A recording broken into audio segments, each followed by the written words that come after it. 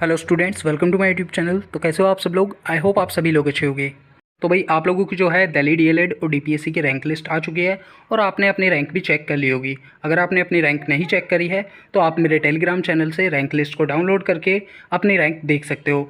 अब इस वीडियो में हम बात करेंगे कि लास्ट ईयर कितनी रैंक तक किस कैटेगरी में किस कैंडिडेट को जो है कॉलेज अलॉट हो गया था। तो वैसे तो आपने यूट्यूब पर काफ़ी सारी वीडियोस देख ली होंगी कि इतना सेफ स्कोर हो सकता है, ये हो सकता है, वो हो सकता है, बट वो सारा जो है एनालिसिस करके नहीं बता रहे हैं। वो जो है आपको सीट्स के अकॉर्डिंग बता रहे हैं। बट मैं इस वीडियो में आपको लेके आया हूँ आपके लिए कि लास्ट ईयर कितनी रैंक पर किस कॉलेज में मतलब प्राइवेट या गवर्नमेंट में आपको कॉलेज अलॉट हो गया था। ठीक है, तो लास्ट ईयर के अकॉर्डिंग ये लिस्ट होने वाली है। ये लिस्ट मैंने दो पार्ट्स में डिवाइड की है। पहली आपकी जो है नॉर्मल लिस्ट होती है, वो होती है आपकी पहली से तीसरी लिस्ट तक, जो आपकी नॉर्मल लिस्ट होती है जिसमें सभी कैंडिडेट्स में से नाम आते हैं आपकी रैंक के अकॉर्डिंग। देन दूसरी लिस्ट आपकी जो होती है वो होती है आपकी 4th से लेके 8th 9th रैंक लिस्ट तक। ठीक है, वो आपकी जो है काउंसलिंग ग्राउंड की होती है, स्पोर्ट काउंसलिंग ग्राउंड की आपकी लिस्ट होती है। वो उसके लिए आपको अलग से 1000 रुपीज़ की फ़ी पेमेंट करनी होती है। तो दोनों लिस्ट की जो मैंने वीडियो बना रहा हूँ जिससे कि आप पता चल सके आपको कि आपके काउंसलिंग ग्राउंड में एडमिशन हो सकता है गवर्नमेंट डाइट में या नहीं हो सकता है, प्राइवेट डाइट में या नॉर्मल लिस्ट में जो है आपका नाम आ सकता है। तो ये जो लिस्ट है ये 2024 के अकॉर्डिंग की है। ठीक है, 2024 में कितनी रैंक पर किस कैटेगरी में कौन सा कॉलेज अलॉट हो गया था। तो सबसे पहले बात कर लेते हैं जनरल कैटेगरी का। यहाँ पे दिया गया है, यहाँ पे दिल्ली पास आउट कैंडिडेट के बारे में दिया गया है और नीचे ही जो है आपके आउटसाइडर के बारे में दिया गया है। जैसे यहाँ पे गवर्नमेंट डाइट के बारे में बताया गया है 870 रैंक, थर्ड लिस्ट में 870 रैंक जिस कैंडिडेट की थी उनको गवर्नमेंट डाइट अलॉट हो गई थी।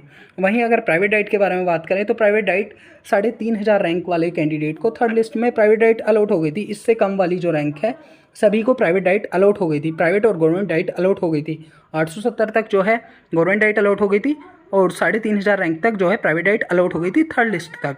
काउंसलिंग राउंड से पहले की लिस्ट के बारे में ये बताया गया है। ठीक है, पंजाबी के बारे में यहाँ पे बताएगा, पंजाबी कैटेगरी के जो स्टूडेंट्स हैं पंजाबी लैंग्वेज के, और यहाँ पे उर्दू लैंग्वेज के बारे में बताया गया है। देन उसके बाद में नीचे जो है आपका बताया गया है आउटसाइडर्स के बारे में। ठीक है, अगर दिल्ली से बाहर के कैंडिडेट आप हो तो उनके बारे में यहाँ पे बताया गया है। ऐसे ही आपका एससी कैटेगरी के बारे में बताया गया है, ये आप देख लीजिएगा। ठीक है, इसके बाद में आपका बताया गया है कि काउंसलिंग ग्राउंड में कितनी कैटेगरी में कितनी रैंक तक जो है आपको कॉलेज अलॉट हो गया था। क्या आपको काउंसलिंग ग्राउंड में गवर्नमेंट डाइट मिल जाएगी, इसके बारे में इसमें आपको पता चलेगा। तो यहाँ पे गवर्नमेंट डाइट जनरल कैटेगरी के बारे में बात कर लेते हैं। दिल्ली पास आउट कैंडिडेट, तो दिल्ली पास आउट अगर आप कैंडिडेट हो तो लास्ट ईयर 1971 रैंक तक जो है गवर्नमेंट डाइट अलॉट हो गई थी। वहीं अगर प्राइवेट डाइट के बारे में बात करें general category Delhi pass out candidate के बारे में, तो 4464 रैंक तक जो है प्राइवेट डाइट अलॉट हो गई थी बच्चों को। ठीक है, ये लास्ट लिस्ट के बारे में बता रहा हूँ मैं, 8th जो लिस्ट थी उसके अकॉर्डिंग ये डाटा मैंने लिया है।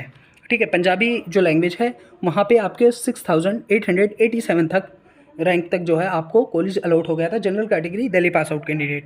यहाँ उर्दू का दिया गया है। ऐसे ही आपका यहाँ पे आउटसाइडर्स के बारे में दिया गया है। ये काउंसलिंग राउंड की लिस्ट है। ठीक है, पहले वाली जो लिस्ट थी वो आपकी नॉर्मल लिस्ट थी और ये जो है आपकी काउंसलिंग राउंड की लिस्ट दी गई है।